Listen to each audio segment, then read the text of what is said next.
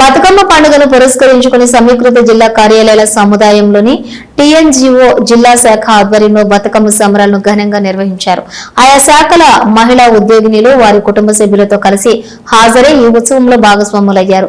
ఏకధాటిగా కురుస్తున్న వర్షానికి సైతం లెక్క చేయకుండా ఎంతో ఉత్సాహంగా ఆడి పాడారు.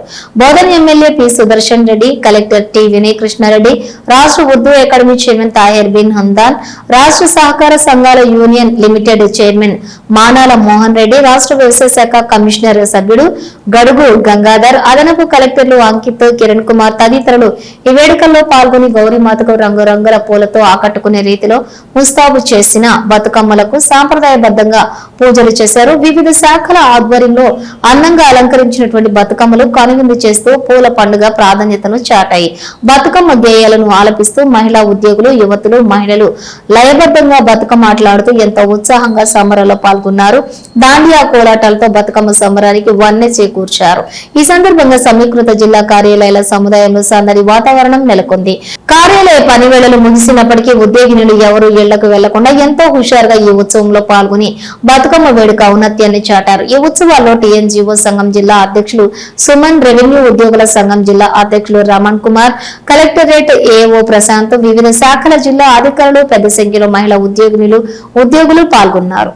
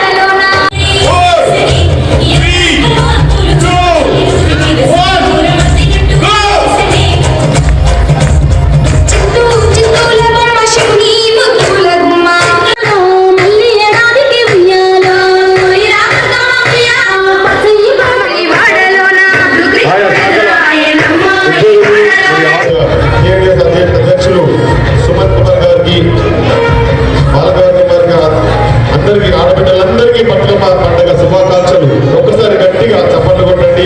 ఆ యొక్క శరణవరాత్రి ఉత్సవంలో భాగంగా మన బతుకమ్మ పండుగను మన పువ్వులను పూజించే ఏకైక